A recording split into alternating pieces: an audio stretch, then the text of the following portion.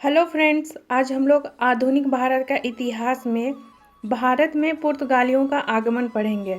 Friends, ये इसका दूसरा वीडियो है। इससे पहले हम लोग वास्को डी गामा, पुर्तगालियों के उद्देश्य, पेड्रो अल्बेस क्रेबल, अल्बुकर्क इसके बारे में पढ़ चुके हैं और इस वीडियो में हम लोग आगे की चर्चा करेंगे। तो चलिए शुरू करते हैं। फ्रांसिस्को डी अल्मीडा 1505 ईस्वी में फ्रांसिस्को डी अल्मीडा को भारत का प्रथम पुर्तगाली गवर्नर बनाया गया। फ्रेंड्स, यहाँ पे बताया जा रहा है कि फ्रांसिस्को डी अल्मीडा को भारत का प्रथम पुर्तगाली गवर्नर बनाया गया। फ्रेंड्स, आपको पहला वीडियो में हम लोग ये डिस्कस किए थे कि ये जो पुर्तगाली थे वो किसी को भेजा करते थे कुछ जहाजी बेड़ा के साथ। अब उन्होंने 1505 ईस्वी से अपना गवर्नर बनाकर भारत में भेजना शुरू कर दिया। तो पहला गवर्नर कौन थे? Francisco de Almeida. उसे यह निर्देश दिया गया था कि वह भारत में ऐसे पुर्तगाली दुर्ग बनाए जिसका लक्ष्य पुर्तगाली व्यापार की सुरक्षा करना न होकर हिंद महासागर के व्यापार पर पूर्ण नियंत्रण करना था। फ्रेंड्स, यहाँ पे फ्रांसिस्को डी अल्मीडा को पुर्तगाली शासक की तरफ से यह निर्देश मिला था कि वे अपने दुर्ग, फ्रेंड्स यहाँ पे दुर्ग कोई किला नहीं है, ये फैक्ट्री है, तो उसकी सुरक्षा नहीं करना था। मतलब फ्रांसिस्को डी अल्मीडा को दुर्ग की सुरक्षा नहीं करना था, वो व्यापार की भी सुरक्षा उन्हें नहीं करनी थी। उन्हें मतलब फ्रांसिस्को डी अल्मीडा को कहा गया था कि आप हिंद महासागर जो भारत के दक्षिण में है उस पर व्यापार पर पूर्ण नियंत्रण करना। यह आदेश किसकी ओर से मिला था? पुर्तगाली शासक की तरफ से फ्रांसिस्को डी अल्मीडा को, कि वे हिंद महासागर के व्यापार पर पूर्ण नियंत्रण करें।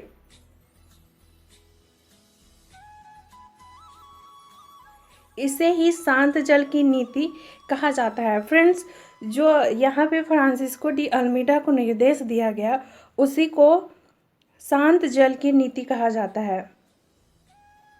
यहाँ पे फ्रेंड्स ध्यान रखिएगा, यहाँ पे बताया जा रहा है कि उन्हें कोई दुर्ग की सुरक्षा नहीं करनी थी, ना ही पुर्तगाली व्यापार की।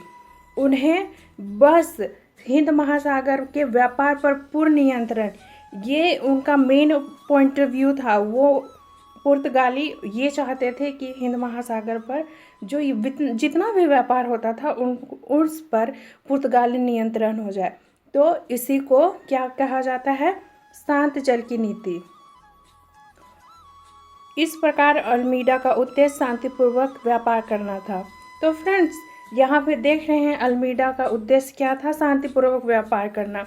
जब आप शांत रहेंगे तभी तो कहीं पर मतलब कब्जा कर सकते हैं या फिर कुछ आगे की रणनीति बना सकते हैं। तो यहाँ पे अल्मीडा का उद्देश्य हो गया कि वो शांतिपूर्वक व्यापार करे। 1508 ईस्वी में फ्रांसिस्को डी अल्मीडा ने मिस्र, तुर्की व बेगड़ा की सेना के साथ संघर्ष किया। फ्रेंड्स, यहाँ पे बताया जा रहा है कि 1508 ईस्वी में फ्रांसिस्को डी अल्मीडा ने मिस्र, तुर्की, महमूद बेगड़ा इसके साथ संघर्ष किया। 1509 ईस्वी में इन तीनों शक्तियों को पुर्तगालियों से परास्त होना पड़ा। फ्रेंड्स, यहाँ पे ये तीनों शक्ति हार गए। इस संघर्ष के दौरान फ्रांसिस्को डी अल्मीडा का पुत्र डॉम लॉरेन को मारा गया। फ्रेंड्स, यहाँ पे बताया जा रहा है कि पुर्तगालियों ने तो ये चीज़ जीत लिया, मतलब ये तीनों से संघर्ष करके उन्होंने युद्ध में जीत हासिल की। लेकिन यहाँ पे अल्मीडा, फ्रांसिस्को डी अल्मीडा, इसके पुत्र डॉम लॉरेन को मारा गया। Alphonso de Albuquerque. फ्रेंड्स, यहाँ पे अल्बुकर्क अल्फांसो डी करके आ रहा है। इससे पहले की वीडियो में हम लोग अल्बुकर्क के बारे में ही पढ़े थे। तो यहाँ पे 1503 ईस्वी में यह भारत में छोटे जहाजी बेड़े का नायक बनकर आया। फ्रेंड्स, यहाँ पे भी देखिए ये अल्बुकर्क, अल्फांसो डी अल्बुकर्क जहाजी बेड़े, इसका नायक मतलब कैप्टन बनकर आया। 1509 ईस्वी में अल्फांसो डी अल्बुकर्क गवर्नर बना। यहाँ पे देखिए ये 1509 में फिर ये गवर्नर बना। अल्फांसो डी अल्बुकर्क को भारत में पुर्तगाली साम्राज्य का वास्तविक संस्थापक माना जाता है। फ्रेंड्स, यहाँ पे अल्फांसो डी अल्बुकर्क को पुर्तगाली साम्राज्य का वास्तविक संस्थापक माना जा रहा है। इसके बारे में भी आगे बताऊंगी कि क्यों ऐसा माना जा रहा है। 1510 ईस्वी में अल्बुकर्क ने बीजापुर के शासक यूसुफ आदिल शाह से गोवा छीन लिया। फ्रेंड्स, 1510 में पुर्तगालियों ने, मतलब ये तो अल्फांसो डी अल्बुकर्क पुर्तगाली ही था, उन्होंने बीजापुर के शासक यूसुफ आदिल शाह से गोवा छीन लिया। गोवा आप जान रहे हैं एक छोटा सा राज्य है भारत का। 1511 ईस्वी में दक्षिण पूर्व एशिया की महत्वपूर्ण मंडी मलक्का पुर्तगालियों के नियंत्रण में आ गई। फ्रेंड्स, ये यहाँ पे पुर्तगाली दक्षिण पूर्व एशिया की महत्वपूर्ण मंडी बाजार मलक्का पुर्तगालियों के नियंत्रण में आ गई।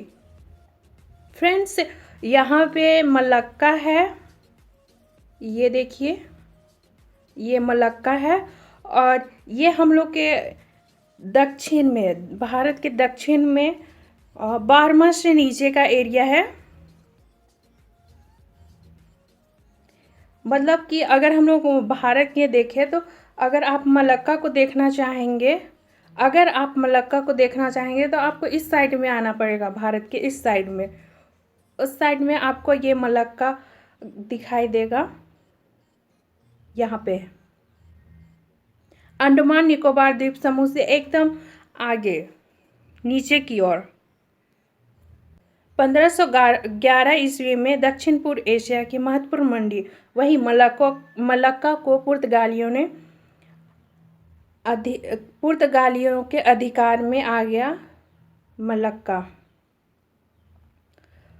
1515 ईस्वी में फारस की खाड़ी में स्थित होर्मुज पर भी पुर्तगालियों का अधिकार हो गया।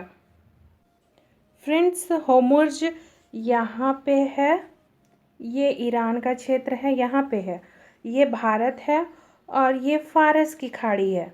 तो फ्रेंड्स, होर्मुज यहाँ पे है जहाँ पुर्तगालियों ने 1515 ईस्वी में अधिकार कर लिया।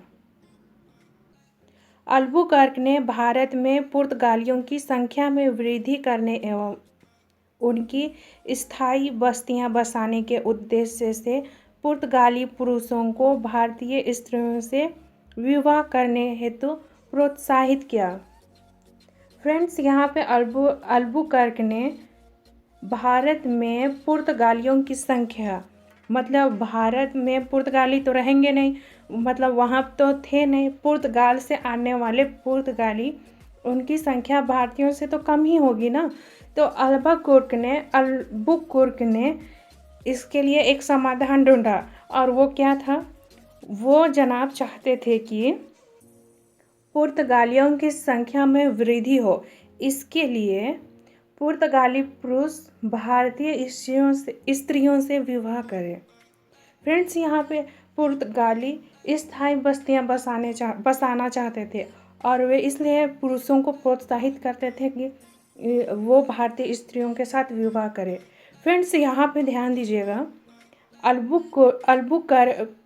अल्बुकर्क ये तो चाहते थे कि पुर्तगाल के पुरुष भारतीय स्त्रियों से विवाह करें, लेकिन फ्रेंड्स यहाँ पे देखिए, पुर्तगाल यूरोप का एक देश है, छोटा सा देश है।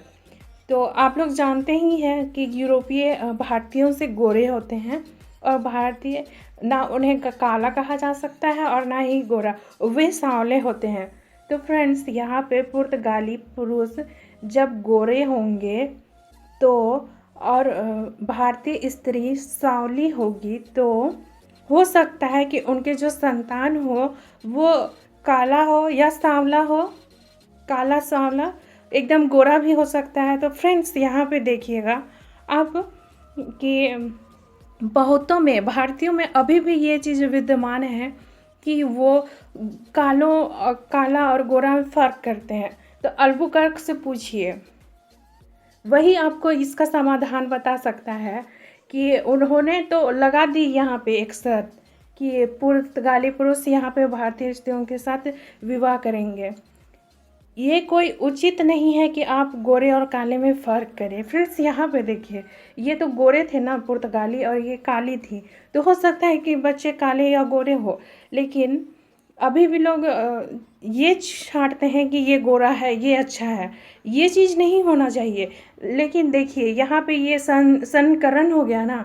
आप लोगों को पता होगा कि अगर आप कभी 10th क्लास के बुक में देखेंगे तो इस चीज़ की जानकारी होगी कि काले और गोरे कहाँ से हुए। तो अपने आप को बहुत ज़्यादा गोरा नहीं समझना है, पुर्तगाली हो जाओगे वरना। अल्बुकर्क ने विजयनगर के शासक कृष्णदेवराय से मैत्रीपूर्ण संबंध स्थापित किए। फ्रेंड्स यहाँ पे कृष्णदेवराय के साथ अल्बुकर्क का मैत्रीपूर्ण संबंध रहता है।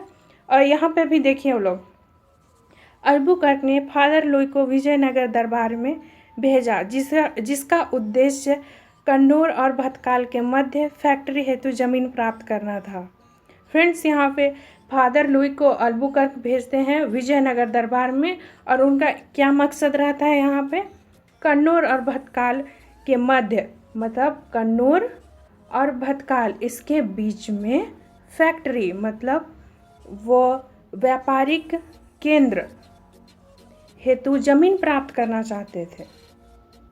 फ्रेंड्स ये साउथ इंडिया है, और आप लोग को पता होगा ये श्रीलंका है, तो यहाँ पे केरल है, यहाँ पे केरल है, और ये हमारा कर्नाटक हो गया, और ये महाराष्ट्र हो गया। तो फ्रेंड्स यहाँ पे आप ध्यान दीजिएगा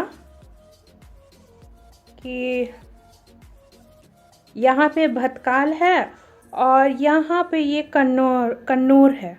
तो इसके बीच में यहाँ पे पुर्तगाली फैक्ट्री के लिए